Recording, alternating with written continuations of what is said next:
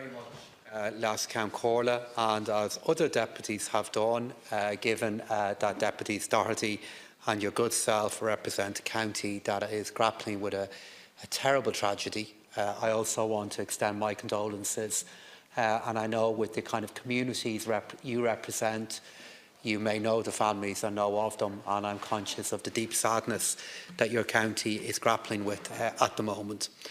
Having said that, and genuinely meant that, I want to tackle the self-serving illusion that has been put forward by some speakers this evening, that they are the only people who appear to care about citizens who find themselves in great mortgage difficulty, who find themselves at risk of losing their home, or who find themselves with debts that become unsustainable.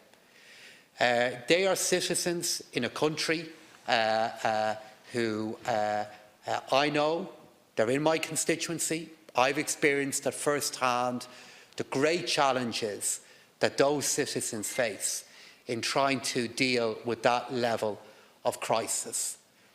But not a single opposition deputy, at least when I was here, stood up and made reference to the fact that mortgage arrears in our country have reduced. I did not hear a single deputy make reference, for example, to the Awalia scheme. I did not hear a single opposition deputy make reference to the Insolvency Service of Ireland and the difference that they make to citizens, highlighted earlier on this week when they highlighted the role they can play in ensuring that citizens can stay in their homes while dealing with financial difficulties.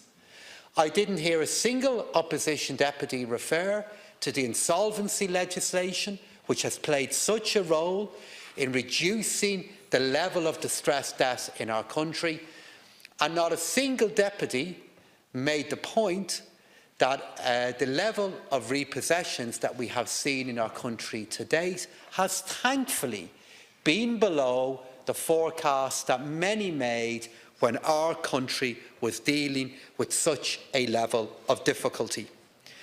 No reference was made by any deputy that I heard of this evening in relation to the supports that are there, the progress that has been made, and the different pieces of legislation that were put in place by this and the last government that has played a role in offering support to citizens at times of great difficulty.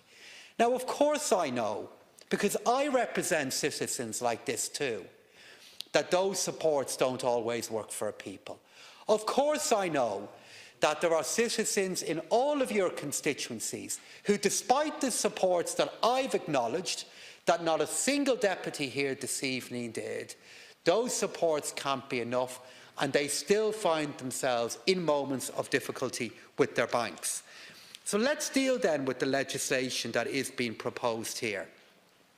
The legislation that has been proposed here by Deputy Doherty doesn't just remove the ability of loan book sales to be made to private equity firms or to the so-called vulture funds that have been referred to this evening.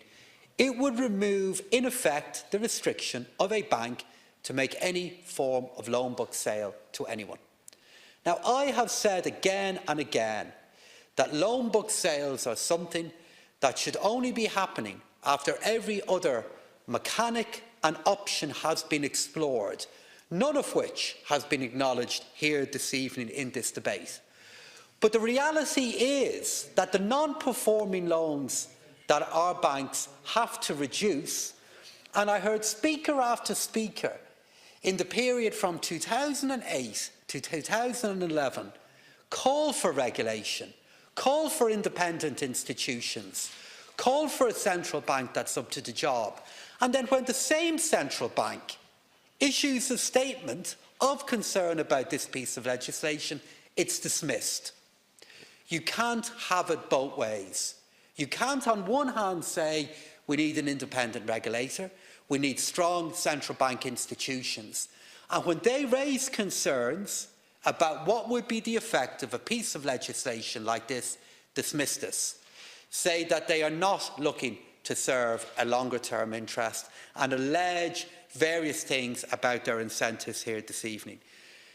The challenging reality that we face is many of our banks had levels of non-performing loans that, for an economy that has had incomes and employment recovery now for many years, was and is in some cases too high.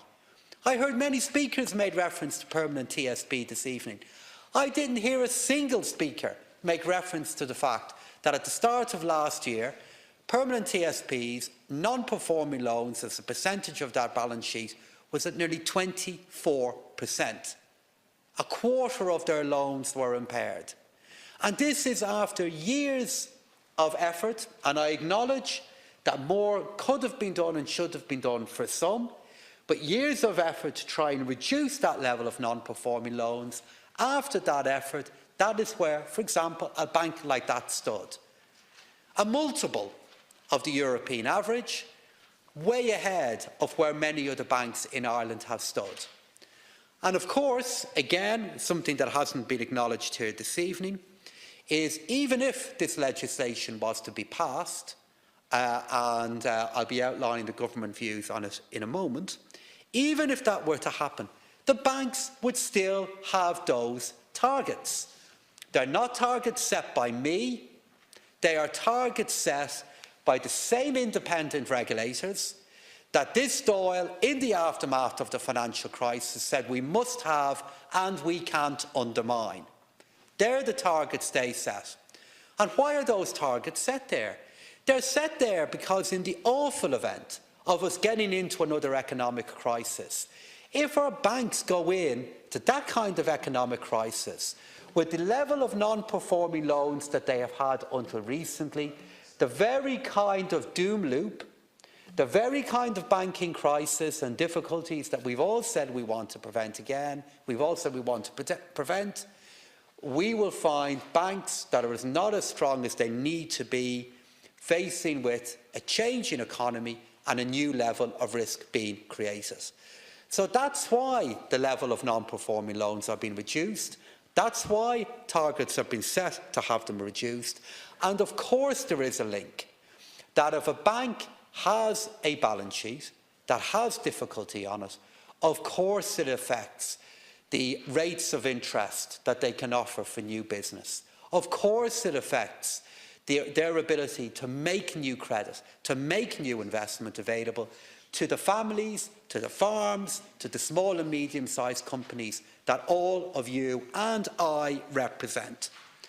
So in conclusion, as was already outlined earlier on this evening by Minister of State Canny, this bill will require a money message.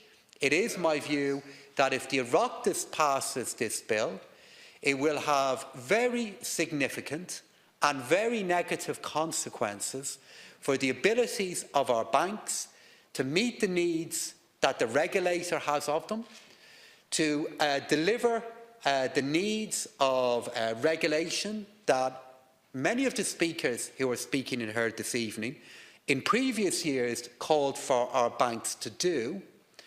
And it is for that reason that the government is opposing this bill. It is for that reason and the likely effect that it would have on financial interest that the state would have, that a money message will be required. And I'll conclude where I began. I won't have any speakers stand up and allege of me that because I am aware of wider interests that our banking system has to meet, in particular the need to be able to meet the requirements of an independent regulator that this Dáil, in the aftermath of the crisis, said needed to be in place. Because I'm making those points, because I'm making the point that our banks need to be able to meet new and existing investment and lending needs, I won't have it alleged of me that I'm either indifferent or don't care about the anxiety or worry that citizens or families facing. It is because of the fact that no member of this House has a monopoly on compassion or understanding of the kind of difficulties that citizens can face, that we have a range of supports in place, that many speakers here this evening, Cathaoirleach, did not see fit to acknowledge.